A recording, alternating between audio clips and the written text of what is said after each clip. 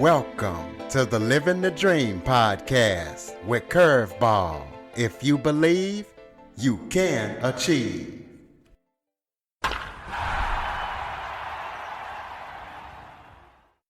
Welcome to the Living the Dream with Curveball podcast, a show where I interview guests that teach, motivate, and inspire.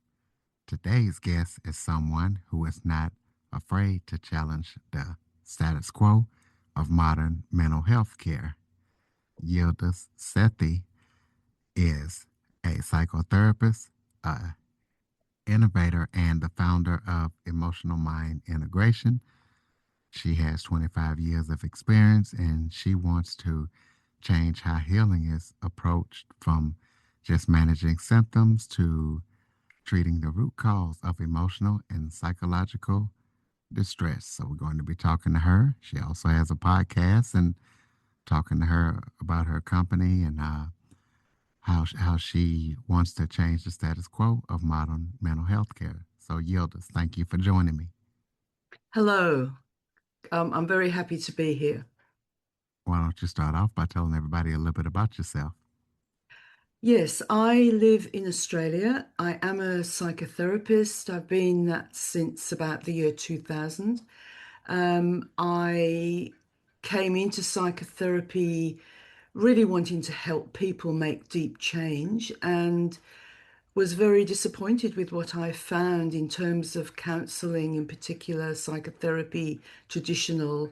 And so then I started looking around at what's available and eventually sourced a really good way of working. And then from that, founded three other modalities, actually, three other ways of working, which I use on a daily basis now with really happy doing it, because for me it's a win-win situation to see people turn around very quickly and move on in their lives, and that's kind of fulfills what I wanted to do in those early days. So I am the founder of Emotional Mind Integration, which works with personal issues. I'm also the founder of Rapid Core Healing, that uses family constellations plus emotional mind integration in a holistic way of clearing disturbances from a personal and also a generational perspective as well. And that combination means, I can help a huge range of people with normal, you know, health issues. Now, I say the word normal. If you go to a GP, they'll diagnose you with depression, anxiety, or some other such diagnoses. I actually disagree largely with that diagnosis. So we can talk about that later. I've also an author. My latest book is called Let's Take the Crap Out of Psychotherapy. And it's really explains what I'm going to be briefly talking about in this podcast. Is that enough to start with? Yeah, and that brings into my next question. Talk about what inspired you to write the book. Let's take the crap out of psychotherapy, and what crap are you looking to remove? Yes, exactly. Okay. I created EMI way back in 2006. I created Rapid Core Healing soon after that.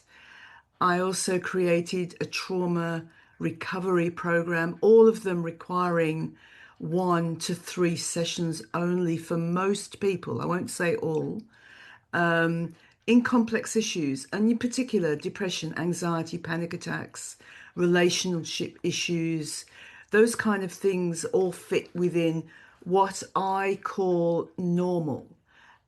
Crazy normal. I call it crazy normal. I've got a podcast called Crazy Normal for Better Mental Health and Wellbeing, where I really want to just change the trend that's gone on, certainly over the whole time I've been practicing, of narrowing down from a wide range of what normal was meant to be or was thought to be to a very narrow corridor where, everybody who's feeling a bit down gets, a diagnosis of depression or a bit scared gets a diagnosis of anxiety.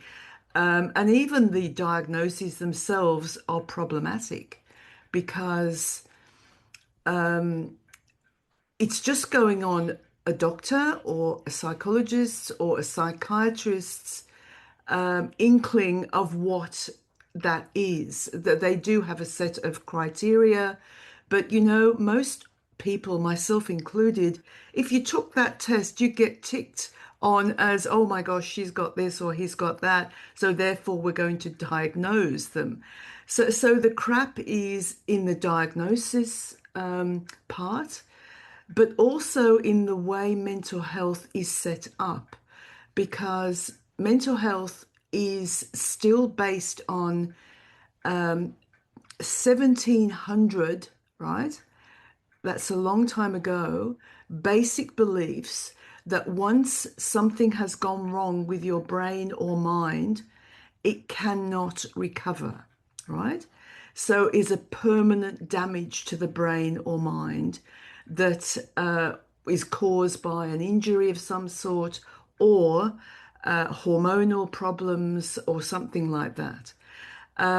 Now, that might have been fine for the 1700s, but to still have that as the main belief underpinning the mental health system now, to me, seems obscene, particularly in light of all the science, neuroscience, epigenetics, excellent science research dating back to the 1950s, 60s that say our brains have a plasticity about them, which can very easily rewire and can be recovered if you've got the knowledge and skills to help people do that. And that's really so, the fact that we're still being told, well, look, you've got depression, you're always to be depressed, here's your medication, and it's for life, is unthinkable from my perspective, because I see so many people all the time who've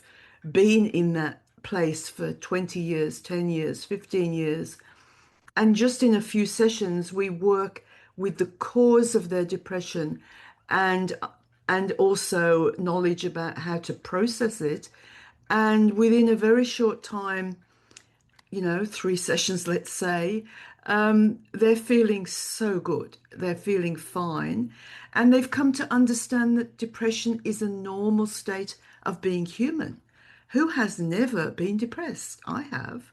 I'm sure you have too.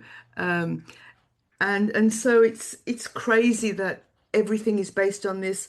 And obviously, because of this, the pharmaceutical industry or the pharmaceutical industry is very happy to latch onto this and maintain this belief along with the mental health industry, making it a closed loop, right? So people like myself with other ways of working that are getting excellent results don't even get a looking in terms of research money or having a say or even presenting to them the way I'm working to see whether things can be improved or, in the mental health system itself, which is also problematic because they're spending more and more and more money on diagnoses and also pharmaceuticals, and people are not getting better because all they do is manage symptoms because the underlying belief is it cannot be recovered. So, my book, Let's Take the Crap Out of Psychotherapy, is let's rethink. Let's go back to basics and let's consider what goes wrong with somebody when things get tough. And then what is required to help them process it and come back to normal. And I have found as a counselor with a master's degree in counseling that talking about it, particularly if it's a deeply held problem, doesn't necessarily resolve it. Light problems, yes, it does. It's great to share a problem and band around your options and come to a new perspective. But if it's rooted down in a deeply emotional cause at the beginning when you were 5 or 2 or 10 or even in the womb or 20, talking about it often doesn't help. In fact, it wires the brain into the problem rather than the solution. So I've got lots to say on all that, Curtis. So does that help a little to answer your question? I've gone fairly deeply into what I'm doing pretty much straight away. It absolutely does help. So, talk about why mental health diagnoses continue to rise despite more awareness and more treatment options than ever. Yes, because okay, more treatment options that believe that your diagnosis, let's say of depression, I'm using the word depression because that's meant to be the biggest diagnosis in the world at the moment by the World Health Organization. So let's say if you're thinking about depression, if they believe you're depressed because something's gone wrong with your brain or your mind, therefore you are a depressive person, which is a dysfunction, then all they're going to do is prescribe mental health ways of therapy, such as there's a whole range of CBT, cognitive behavioral therapies, which are developed to teach you how to manage your symptoms or challenge your beliefs or that kind of stuff. That's working on the surface with the symptoms instead of helping the person resolve the cause of their depression. Now, there's loads of reasons why people can get depressed, right? I mean, sometimes terrible things happen, and sometimes injustice happens, and sometimes you feel helpless and hopeless because things are just awful, and perhaps you've lost your partners or you had a death or can't get a job, or so many reasons for depression, which, okay, you can talk about them, but unless you go to the cause of what caused your thinking to go into a depressed state, it doesn't actually do anything other than manage the symptoms and prop up the pharmaceutical industry and also keep all the doctors really, really busy and psychologists in giving treatment that doesn't actually resolve the problem, only manages it. Now, for me, managing a symptom is not appropriate if there is the science out there, the neuroscience, the epigenetic science, and the innovations in psychotherapy that know how to go to the cause of that problem and help that person resolve it relatively quickly. It really doesn't take long. And it's deep, it's safe, it's gentle. So, so that's kind of what I'm saying. Or can you break down rapid core healing and talk about how it combines emotional mind integration and family Yeah, constellations? yes, definitely. Um, well, Family Constellations I came across in 2005. Interesting story, actually. If we go back to 2002, I if we go back to 2002, I was in a bookshop in Sydney and just looking around, and a little book with a brown cover seemed to jump out of the shelf at me, actually. It was very simple, very plain, actually, but I looked at it. It said, Acknowledging What Is by Bert Hellinger. Hadn't heard of him, hadn't heard of Family Constellations, but I read the first page, thought, wow, I need to buy this book, took it home, read it cover to cover very quickly. And it kind of showed me really exactly what I was searching for, a way of working with the cause of symptoms which are generational. a lot of the cause of many symptoms are systemic. They coming from people who've had trauma, injustice, have had to leave their countries, starvation, all sorts of things can happen. And also relational things within the family, deaths and sickness, famine, all that kind of stuff. So family constellations works with what we all hold, myself included, from our family system. I come from a family system that is very multicultural, and so there is lots of stuff in there that I carry and my brothers and sisters carry and my parents carry, which come out in the way we relate, come out in the way we feel, come out in the way we behave as well. So family constellations goes to the root of that very quickly in workshops or private sessions to help unlock or to help people come out of that dysfunctional way of thinking or being very quickly and easily. But what I love about family constellations is it has great respect for the family, great respect for your parents, great respect for what they've gone through. It's not like we judge them or we dump them with all of our problems or anything. No, it's a very respectful way of acknowledging what happened and then taking forward with us the wisdom and the, what would you say, resilience of those people with you as you go forward into the present. So that's working systemically. And that is a very brief experiential way of working, not an intellectual cognitive way of working with the emotions and what's going on and tracing it back from where it came from and coming back into the future very quickly in a brief process. So that's the family constellation aspect, which blew my mind. And initially, when I met that one, so I met that one in a bookshop, obviously, and I was thinking, okay, Bert Hellinger is in Germany, I'm in Sydney, not much chance of meeting him. But a few years later, I was traveling around India, 2005, with my husband, and we stopped at a place to rest. And next day, walking through our residence, a big sign in the middle of the place we were, family constellations, come and have a look. So I couldn't believe, my luck. So, of course, we went and had a look.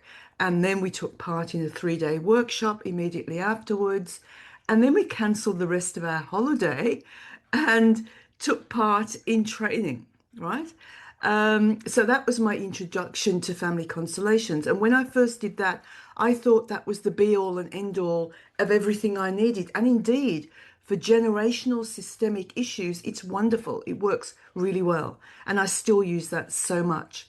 However, I found over time, certainly by about 2012 or so, that family constellations didn't work with what was left over from a constellation, which would have taken place in this personal subconscious mind of the person, such as, a bullying situation you were in, or, a beating up, or sexual abuse, or, shaming that took place at school, or all those kind of things that took place in your personal life that were not part of your family system, which is locked in the personal subconscious mind and then puts triggers up into your awareness, giving panic attacks and making you fearful, or, all those kinds of things. So then I developed emotional mind integration to work with the personal side of your mind that also needs working with, that the family constellations does not work with that well at all. And then I put them both together and called them rapid core healing. So when I see anybody, they tell me what they want to work with. And it will be obvious to me it's a constellation issue, so I'll work there, or it's an emotional mind integration, personal subconscious issue, so I'll work with that, emotional mind integration. And often it's both. which is when I combine family constellations and emotional mind integration together to give a really powerful processing of trauma as well as disturbances and triggers which are coming up in their lives, and stopping them being the person they need to be, really. Yeah. Where you talk about achieving permanent change in 1 to 3 sessions, how's that possible versus the modern, Yeah. long-term, traditional care? Yes, absolutely. Because I don't know whether you know, Curtis, how much of your mind is conscious? Have you got any idea at all about that? How much of our minds, your mind, my mind, is conscious? And I'm asking the listeners here to think about it for themselves. What do you think? Okay, I'm going to tell you, obviously. It's it's now said to be 5% only. 5%, right? So that's minuscule. It's tiny, isn't it, Curtis? And so when we do counseling or talk therapy or cognitive therapy, we're only working with the 5% of our consciousness. Very tiny. And that's what is conscious in our awareness, right? And so psychotherapy, long-term psychotherapy, works in the same way and attempts to go deeper. And it takes a very, very long time to go deeper.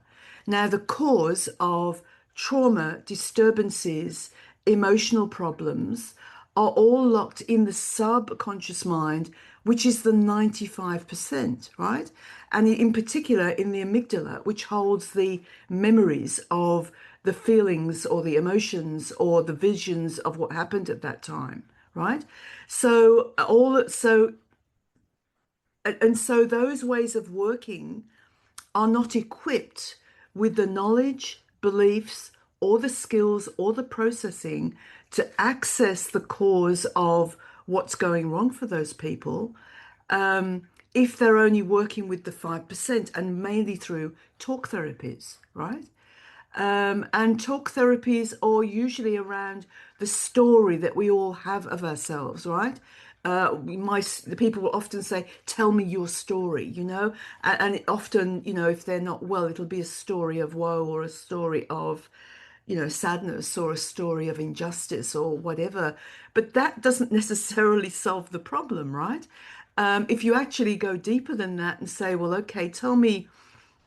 How does that feel in your body to have this feeling that you're never seen, never heard, things never work out for you, etc. Go with that and then go back to the cause of that. It'll go way but beyond your story to the cause of it, which is buried in the amygdala. Now, how do I know that works? I guess that's a good question. You haven't asked that yet, but I can kind of feel that might be the next thing, is because my clients tell me it works, right? And that their symptoms are no longer there. They're no longer feeling depressed. They're no longer feeling fearful. They have more optimism. They're moving, and so I go session by session with people and say, well, how are you today? Well, yes, I've still got this thing that's bothering me. Okay, we do another deep session. And then the next session, how are we going now? Well, actually, I'm feeling really well. I'm optimistic. And that final session will be more about, well, look, now that you have moved through whatever you was holding you back, what do you want to do with your life now? How do you want to be in your life now? Are there any things that you've been dying to do but never quite wanted to do? Or it's that kind of session where they're moving on now, right? And so that's how the way I'm working works really well in a very short space of time compared to the traditional approaches, which can take months, years, definitely many sessions. And you really are only adapted to managing your symptoms, not resolving them. Let's take a quick break. In Kansas, blind vending operators are vanishing without a trace. No bodies, no witnesses, only silence. Detective Michael Miguel thought he had seen everything, but this case pulls him into something far darker, a web of institutional corruption so deep it was never meant to be uncovered. When vulnerable blind people disappear and bureaucracies close ranks, one question remains: who will fight for justice? As Miguel digs deeper, he uncovers a conspiracy reaching the highest levels of power, a system that exploits the very people it was designed to protect. The truth is buried in paperwork, hidden behind closed doors, guarded by those who have everything to lose. Some conspiracies hide in plain sight. This one hides in the dark. Iron Cane Media presents The Blind Conspiracy, written by Mikhail Battles Sr., available now on Amazon. We'll talk about how emotional mind integration works with triggers of PTSD. Yes, okay.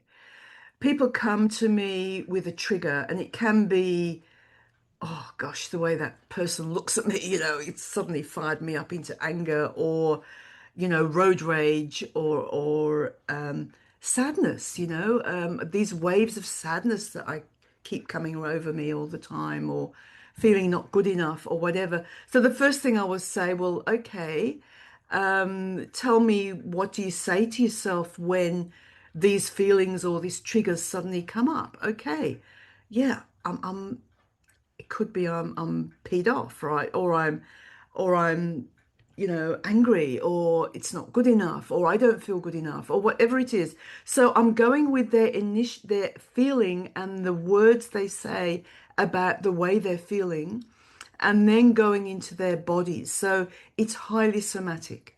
So going into the body, and I relax their mind, right? So this is the thing, you can't go into the subconscious mind unless you relax the mind. So I put them into a relaxed state very quickly. Only takes about 2 minutes to do that, and put them into a place where they're in a state where they know exactly where they are.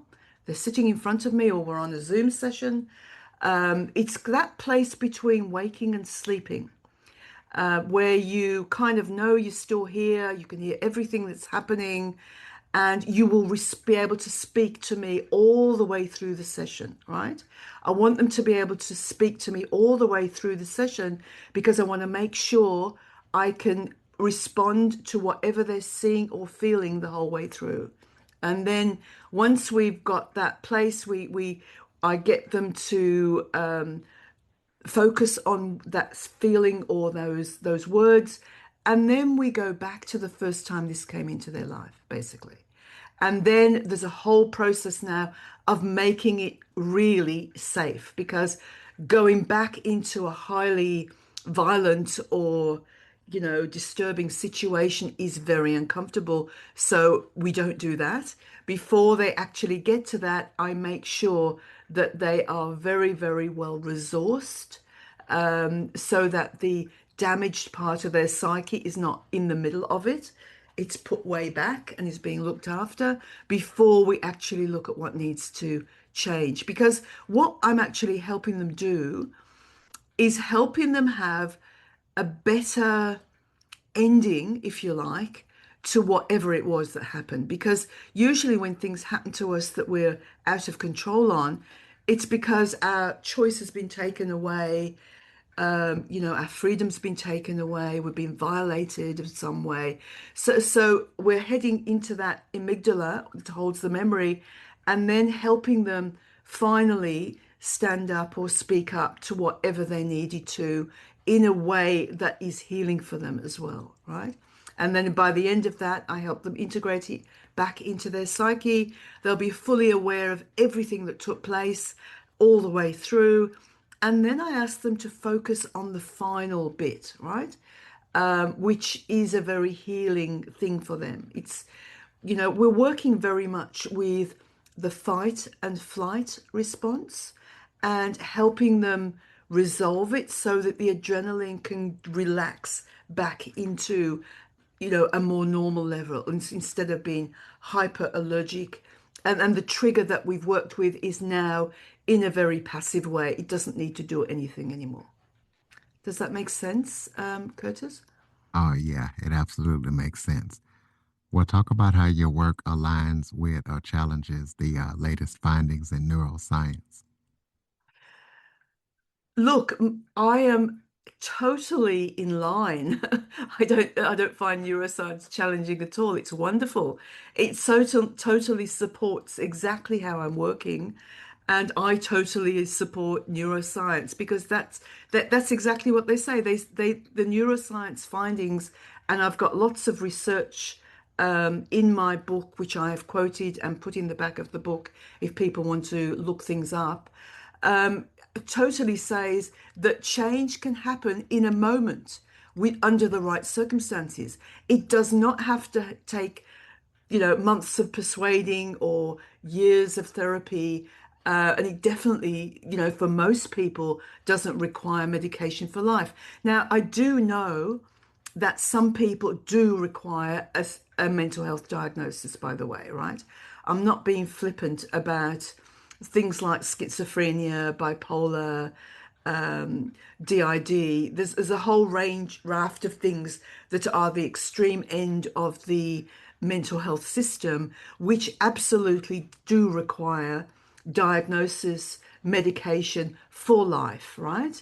And if they go off those medications, they really can't cope and they can be dangerous to themselves or others, right? So I'm not talking about the extreme ends. I'm talking about the middle range, which I belong to, and probably you belong to, Curtis, and most people belong to, that that will work here. Yeah.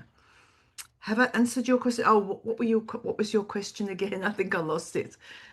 How does your work challenge or align with the latest Yeah. findings?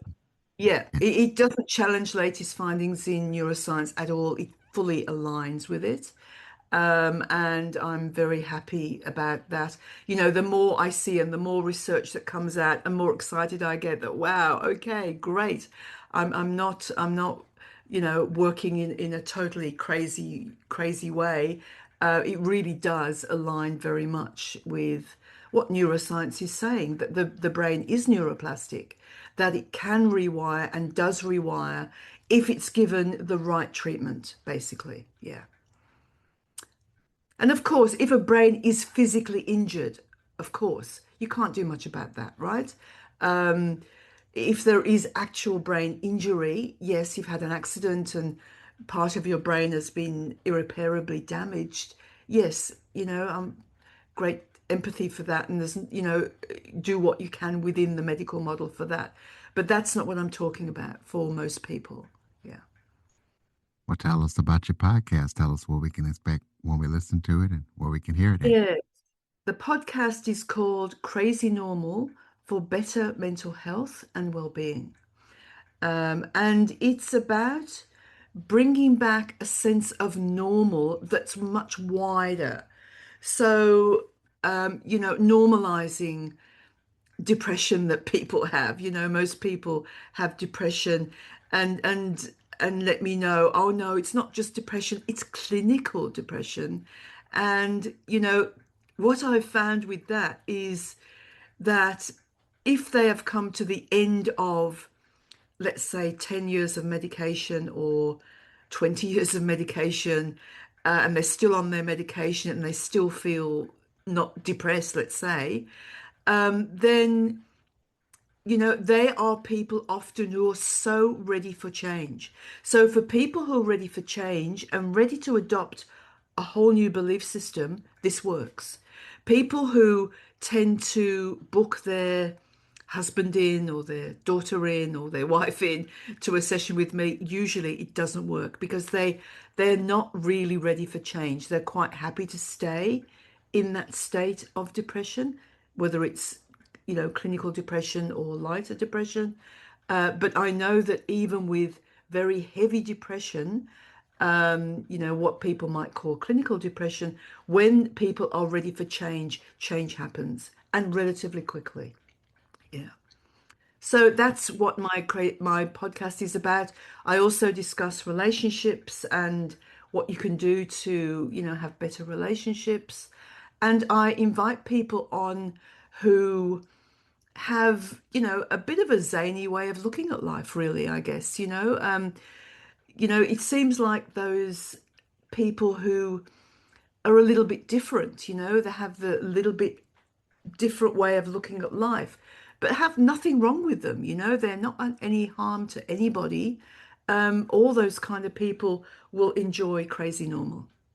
Well, tell us about any upcoming projects that you're working on that people need to be aware of. Yes, good. I have, I'm just in the, well, I've just done a research with a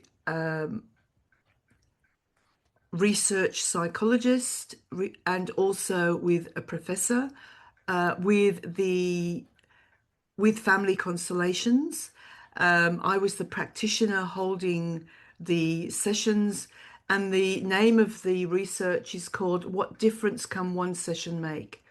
And I knew I was being put on the spot a bit, one session only, right? A bit scary, but I did that, and I did that towards the end of last year. The research now has all been done, and it's over now to the researcher and the professor. Now they are looking at the results and what it means, and they're going to be presenting it to APA and all of the other big research institutes of the world that will accept, research like that. So I'm really excited to be involved in research because I'm not just somebody who advocates for what I do. I would also love to be involved in a research with EMI as well, and the combination rapid core healing as well, particularly for triggers, mental health issues, and trauma recovery. So I'm absolutely open to that. I come from a science background, actually, Curtis. I was a physics and chemistry teacher for 15 years before I made the change into therapy.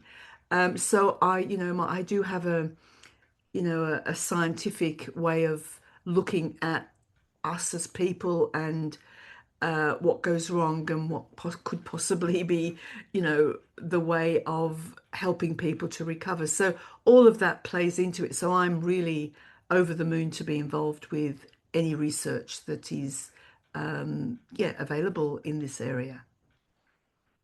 Well, throw out your contact info so people can keep up with everything that you're up to. Yes. Um, I have a Substack called Be Free to Be You. That's one way, my Substack, which I go on to regularly. I have a website called yildizsethi.com. And on that website, you'll be taken to training. I train a lot of people in the way I work as well. And I'm just also, I train a lot of people in the way I work so that because I've been doing this for a while now, and I know that the way I work could possibly die when I'm not doing it anymore, And so I'm very much interested in training counselors, psychotherapists, psychologists in these ways of working so that it can go out into the world in really making a difference, in a way that I can't as a single person. Yeah. All right, we'll close this out with some final thoughts. Maybe if there was something I forgot to talk about that you would like to touch on, or any final thoughts you have for the listeners. Yes. Okay. All right. I'll just share a little bit. I also come from a bit of a spiritual part of me, which I became a Vedic astrologer as well in the late 90s. And that taught me so much about karmic cycles, spirituality, life purpose, and all of that. And that's really what got me into counseling, thinking, how can I help people, myself included, really make the most of their lives? Because I really believe we all have a right to be who we are and who we're meant to be, and to full our potential as human beings. And so my next question to that was, well, what stops us? And that's what made me realize people feel not good enough, or they feel fearful, or they don't feel they have enough self-worth, or they're depressed or they're anxious or whatever. So that's really me, with an optimistic bent, I suppose, realizing that those who are ready to actually step into who they really are and who they can be, the bigger selves of who they are, the fuller selves of who they are, that's really what I'm about overall. Yeah. So be free to be you. Yes.